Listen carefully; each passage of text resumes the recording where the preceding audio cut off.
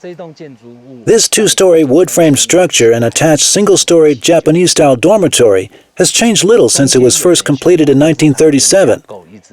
Classic Japanese building techniques were used in its construction. Back then, companies typically provided rudimentary accommodations for staff that, while covering basic needs, were not what you would call roomy. This was not only large, roomy, and exquisitely built, it had 2 stories, which was a rarity among contemporary company dormitories.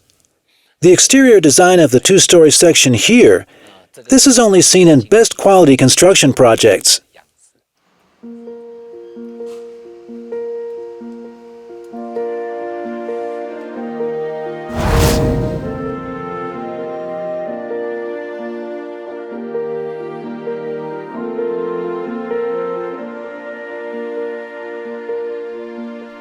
Today, Taipingshan Heritage Hall, the only remaining colonial-era building in Taipingshan NFRA's Villa District, offers splendid views of the surrounding alpine landscape. Once offering comfortable accommodations to visiting VIPs and forestry staff, the hall's been restored and repurposed to showcase Taipingshan's modern history and heritage. The building's footprint is 578 square meters. The main entrance in the back of the building opens onto a small entryway, and then the interior. The 5 rooms on the first floor measure 13 square meters each, with sliding doors in between that can be opened or closed based on the occasion. An encircling hallway connects to the manager's office and stairway to the upper floor.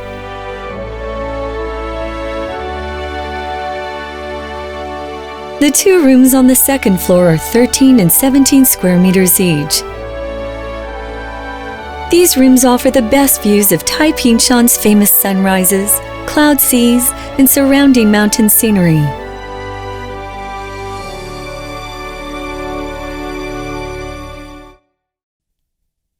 In 2012, a torrential typhoon downpour shifted the foundation, severely damaging the building and separating sill beams from support columns. Further structural damage, even total collapse, posed a clear and present danger. To safeguard Taipingshan's historical heritage and protect this witness to Taipingshan's century of forestry history, a historical building restoration team established a permanent presence there between the end of 2018 and 2020.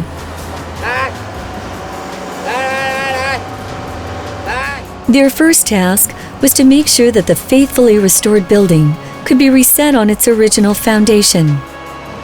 To this end, the engineering team installed an array of micropiles on the site, fixed in concrete, and then erected a retaining wall made of tightly compacted soil, mixed with pebbles.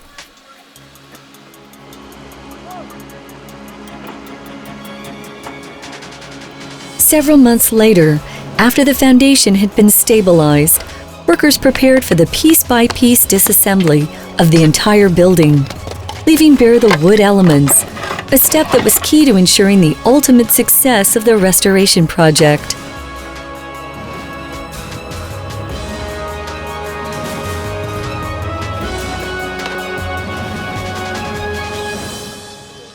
A dismantling survey was required for this historical building, and serial numbers are used to let everyone know, for example, where a post originally stood and whether wood is reusable or not.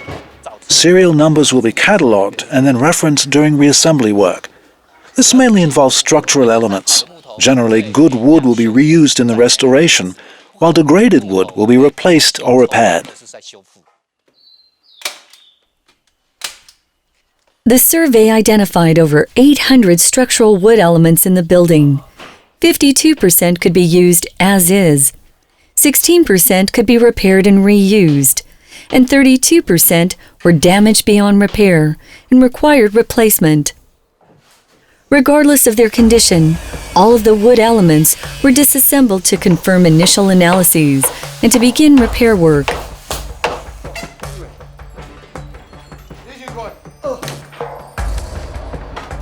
This was a heavily time-consuming and technically challenging stage of the project.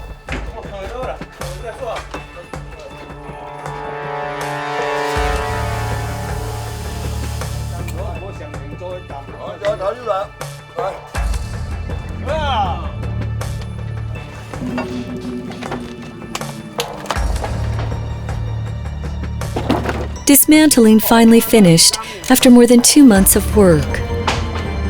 But now the team faced an even bigger problem. Where could they obtain the rare Taiwanese cypress necessary to accomplish a faithful restoration of this historical, primarily Taiwan cypress building? For this, they sought the assistance of Taiwan's highest forestry affairs agency, the Taiwan Forestry Bureau.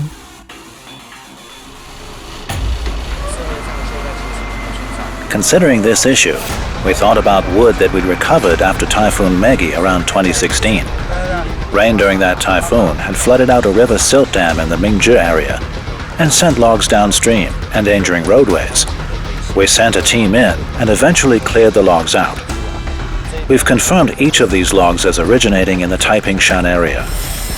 Using Taipingshan wood to restore a Taipingshan historical building keeps things close to home and reduces the project's carbon footprint. In this way, we hope to show that beyond restoring a building, we're doing something that reflects our commitment to the forests, to the ecosystem, and to sustainable management.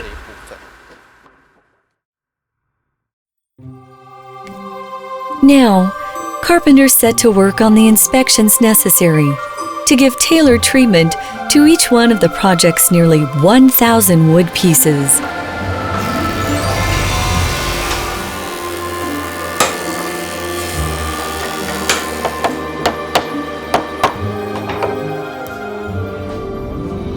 After disassembly, the damage to this piece here was identified as rot rather than insect damage. It was too damp. Moisture at the base puts wood at risk of decay. Some wood pieces scheduled for replacement were repaired instead.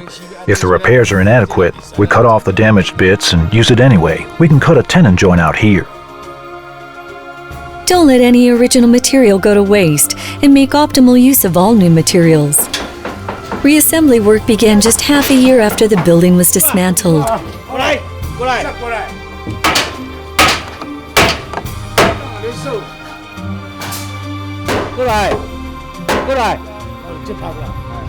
The reassembly process further challenged the restoration team to ensure the longevity of their building. How could they help ensure it would continue standing on Taipingshan for generations to come? Taking into consideration changing climate trends, we've added quite a few new safety enhancements to reinforce building joints and make the whole building safer. Foundation sleepers and structural post connections are now all reinforced with metal brackets. Also, the joints where posts connect with the roof structure are reinforced with metal brackets too. In every area you can see in the corners, we've added angle braces to increase bracing and shear force stability, making the whole structure safer. But all this was not yet enough to guarantee the longevity of this high-mountain, wood-frame building. Taipingshan's wet and rainy climate is detrimental to structural wood, making effective waterproofing of critical importance. Once roof panels had been installed, the restoration team laid down overlapping rows of asphalt shingling across the entire roof. All exterior wood joints were protected under water-repellent canvas and waterproof brass cladding to keep rainwater and other moisture out. No possibility was left to chance in keeping water away from the building to deliver durability and longevity. Finally, after 6 years of planning and over 2 years of restoration work, the faithful restoration of Taipingshan Heritage Hall to its colonial-era glory is now finished.